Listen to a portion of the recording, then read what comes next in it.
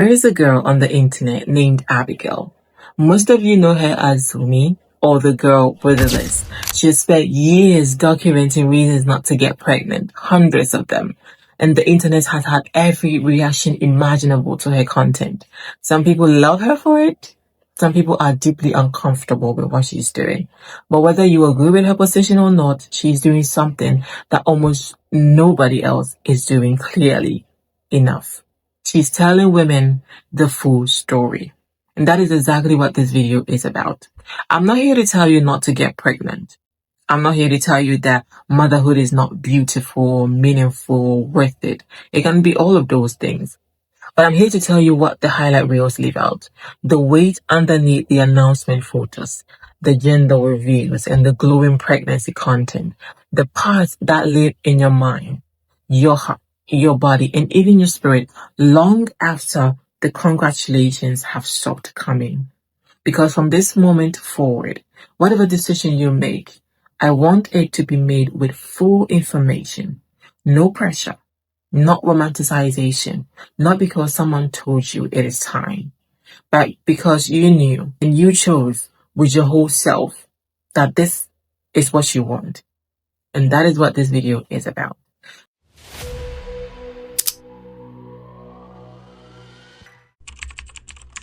The first conversation says that motherhood is one of the most profound and beautiful experiences a woman can have. That growing a human being, nurturing a life, and raising a child is a calling. For some women, a spiritual one that produces a depth of love and purpose that nothing else quite replicates. The hard parts are real, but they're worth it. This is a sincere and valid position, and millions of women will tell you from experiences that it is true. The second conversation, the one Zumi and others like her are having, says that women have been thoroughly sold a romanticized version of pregnancy and motherhood that they are arriving at one of the most significant experiences of their lives completely unprepared, that the physical realities are minimized. The mental and emotional toll is rarely discussed honestly before it happens. The financial weight is glossed over. The identity shift is invincible until it hits. The pressure on women to want this and to want it now has produced generations of women who made one of the most important permanent decisions of their lives without anything close to full information. Both of those things are true simultaneously, and the conversation this video is to have lives in between the spaces of these two. The girl with the list. The girl with the list. The girl with the list. This is for the girl with the list. Hi, I'm the girl with the list. I didn't know having a baby would paralyze my face. Hi, I'm the girl with the list, and this is reason 352. I am not having kids. A few days after giving birth via C-section, this mom put on lip gloss and realized she couldn't rub her lips together. She went to her doctor and was eventually diagnosed with Bell's palsy, spontaneous facial paralysis. Unfortunately, we don't know the cause of the correlation between Bell's palsy and pregnancy. We do know that pregnant and postpartum people get spontaneous facial paralysis 3 times more frequently than the average person. There's something going on with hormones, blood volume, nerve damage. We just don't know what. And now this mom holds her mouth shut in order to eat, sleeps with her eyes open because she can't close them, and has never been able to smile at her newborn baby. The doctors say it's temporary, but she's a new mom with tons of medical bills, and I put her GoFundMe in my bio. I would love it if we could help her meet her goal. She did say that because she hasn't been able to move her face, she's not getting any new wrinkles. Love that she's able to see the humor in this situation. But damn, pregnancy can freeze your face. No, it's never given me nerve damage. My IUD. I'll be continuing to take my birth control. I'll see you next time. If you've ever wondered what it feels like to give birth, here's exactly what it feels like. I mean, I guess if I'm never doing it myself, the closest I'm gonna get is listening to moms who have. Almost like if someone stabbed you in the back with a knife that was on fire. Oh, I am the girl with the list, and I'm here to cure your baby fever if you too do not want a flaming knife stabbed into your back. I get out of the bath and my pussy fell out. Hi, I'm the girl with the list, and it's come to my attention that we're gonna have to talk more about pelvic organ prolapse. I've been avoiding delving too deep into it because it freaks me out. In the interest of education and curing your baby fever, I'm gonna do it. Bear with me here. You have muscles in your pelvic floor that are supporting your organs down there, such as your bladder, your rectum, your uterus. If these muscles get loose or weak, that's bad. One of the things that can make your pelvic floor weaken is, you guessed it, childbirth. And what happens is these organs that are being supported sort of start to sag downwards. And if it's bad enough, they can start to sag so far down that they start to come out of the holes that you have down there. Sorry. I have props to show you what this looks like because you don't want to look it up. I know that me saying that gives you that morbid curiosity that's like, I should go look this up. It can't be that bad. It is that bad. This is, well, you understand what this is. When they start to sag so far down, they start to come out like that. And then you're kind of sitting there with your organs coming out like that. It feels like something is falling out of your body because it is, kind of is. Treatment options include a device that they put up there that acts as like a support structure. Also do pelvic floor muscle therapy, or you can get something called a colpoclesis, which is a surgery that stitches you shut. Just don't have that hole anymore. Probably not gonna happen unless you're like older and not putting anything in there anymore. Unfortunately, not having kids is not a foolproof method of making sure this never happens to you, but statistically it lowers your chances. I'll do pretty much anything that lowers my risk of this, even 1%. Take your birth control. The World Health Organization documents that approximately 70 million women suffers from postpartum depression, a condition that can last months or years and that most women are told almost nothing about before they give birth. A study published in the Journal of Child Psychology and Psychiatry found that the transition to motherhood is one of the most significant identity disruptions a person can experience. Researchers has given it a name, matricide. The process of becoming a mother is as psychologically profound as adolescence. And yet, unlike adolescence, nobody prepares you for it. Nobody names it while it is happening. Nobody tells you that losing your sense of self is a normal part of the process and not evidence that you made a mistake. Adriana Rich, in A Woman Born, one of the most honest books ever written about womanhood and motherhood, wrote that there is a difference between the institution of motherhood and the experiences of it. The institution is what society sells to you. The experience is what actually happens in your body, your mind, your relationships, and your identity when you become a mother. And the gap between those two things is where most women get lost. And then there is the financial reality. Research consistently shows that motherhood is the single largest driver of the gender wealth gap. Women's earnings drop significantly after having children, a phenomenon economics call the motherhood penalty. The cost of childcare in most countries now rivals or exceed average rent. These are not abstract statistics. They are the daily realities of millions of mothers who were never told to factor this into their decision. So here's what I want you to actually go, or where I want to take you. First, let's talk about your body. Pregnancy changes your body in ways that are permanent and in ways that nobody fully warns you about. Beyond the visible, your organs physically shifts position during pregnancy. Your rib cage expands. Your center of gravity changes. Your pelvic floor carries a weight it was not designed to carry indefinitely. And without proper care, it pays the price for years afterwards. Conditions like diastasis or rectic, the separation of abdominal muscles, affect the majority of pregnant women and are rarely discussed in prenatal care.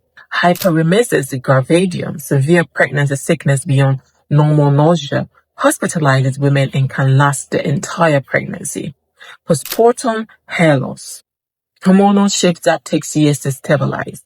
A body that will never be exactly what it was before. None of this means not to get pregnant. It means knowing what you are signing your body up for, because it is your body and you deserve the full information about what happens to it. Next, let's talk about your mind. Postpartum depression is real and it is very common, and it is still not talked about enough before it happens.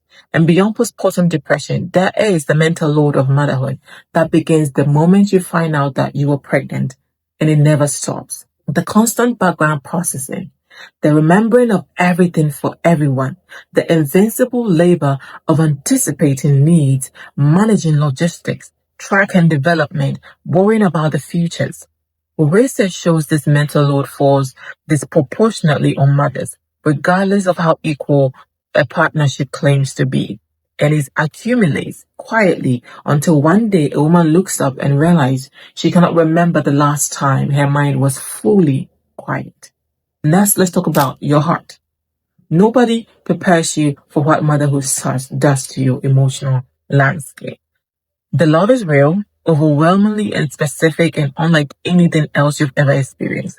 And so is the grief. The grief of the self you were before, the relationships that changed, the friendship that shift, the version of your life that closes the moment that door of pregnancy and motherhood opens. The identity you've built before motherhood now has to be renegotiated entirely. Matter signs is real, and going through it without anyone naming it is one of the loneliest experiences a woman can have. Lastly, let's talk about your spirit. For some of you, this will be a faith conversation. For others, it will simply be about the deepest part of who you are. Either way, motherhood asks something of your spirit that nothing else does. It asks you to pour from a place that needs constant refilling. It asks you to give on the days you have nothing left.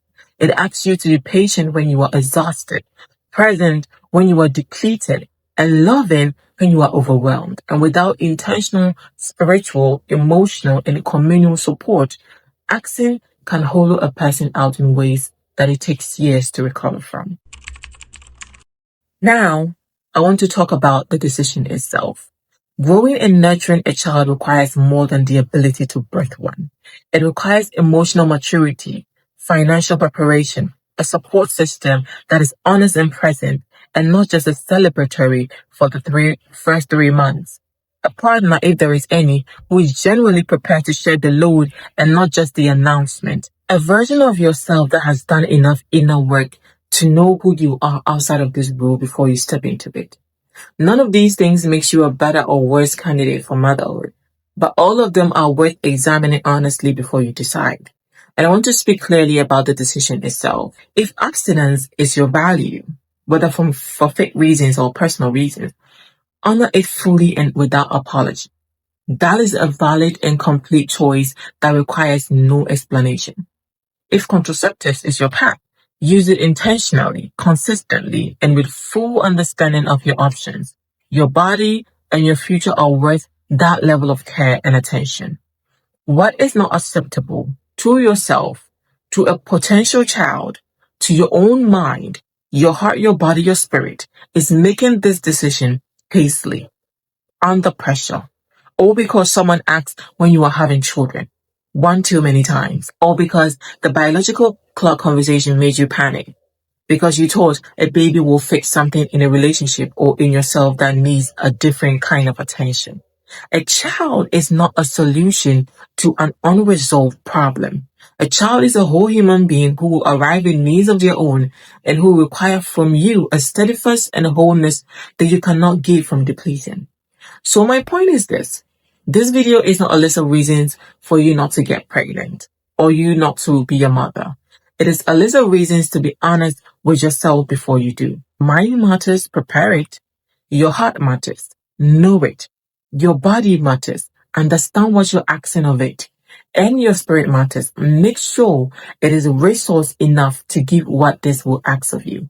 And when you have sat with all of this, when you have looked at the full picture and not just the highlight reel, whatever you decide will be a decision made from a place of genuine knowing.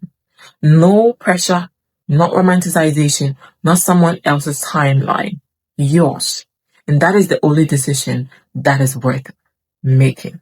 My name is Liz, and this channel exists for people who are tired of surface level conversations. So if you want to go deeper on faith, culture, societal issues, womanhood, identity, and the lifelong journey of becoming, you are in the right place. Subscribe and come back for more, because there's a lot more where this came from. And I will see you hopefully in my next video. Ciao and take care. Bye. POV, you have memory loss after childbirth. Hi, I'm the girl with the list, and this is reason 351. I am not having kids. When I originally looked this up to try and figure out what happened here, I got a bunch of results that were like mommy brain, brain fog, postpartum forgetfulness. No, that's not what we're talking about here. Her friend had to come to the ICU to help her regain her memories. Couldn't unlock her phone because she couldn't remember her password. Turns out that while she was giving birth, she had a stroke and was even in a brief coma. Having a stroke during childbirth is rare, but it can be caused by a couple different things. Potentially preeclampsia, which is a pregnancy-related high blood pressure disorder. If not treated, preeclampsia can worsen women into eclampsia, which is a seizure, or you can have a stroke. In 2019, a woman named Camry Curto suffered severe brain damage, short-term memory, and long-term memory loss after she had eclampsia, a pre-eclampsia related seizure. She forgot her fiance's name, and she forgot that she had a baby in the first place. Even though these complications are rare, they do deserve to be talked about, and as I was going through this woman's profile looking for more information, I came across this video of her basically crying, wishing that anyone had warned her about some of these things that she was going through. Nobody even informed me about it. And it just reminded me of why I do what I do. We should also talk about how black women are more likely to suffer preeclampsia complications. They are more likely than white women to have their preeclampsia develop into eclampsia and have a seizure or a stroke. This is due to racial disparities such as not having equal access to prenatal care. Medical racism does contribute to the black maternal mortality rate. Thank God this mom is recovering. She's going home now after a week in the ICU and a week in the stroke hospital. Sending her and her twin boys all my love and adding memory loss to the list. I'm taking my birth control. I'll see you next time.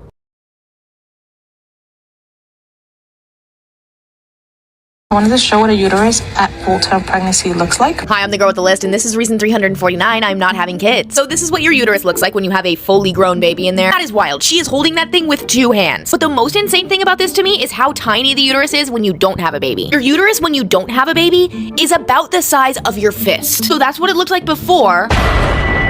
But let's not forget that after birth, your uterus has to shrink back to its original size. This shrinking process starts right after birth and takes about 6 weeks to complete. And of course, it hurts. Because everything hurts when you're a woman. This is also where the fundal massage comes into play. If you don't remember what the fundal massage is, hi ma'am, I'm just gonna do a little. Some people even say it hurts worse than birth. This is also why it's insane that men expect women to just bounce back. I think they just must be jealous because they've never been able to grow something tiny into something big. One thing's for sure, my uterus won't be doing that because I'll be taking my birth control. Special thanks to Amber Riley for being the one to summon me on this video. I now consider myself canon in the Glee universe.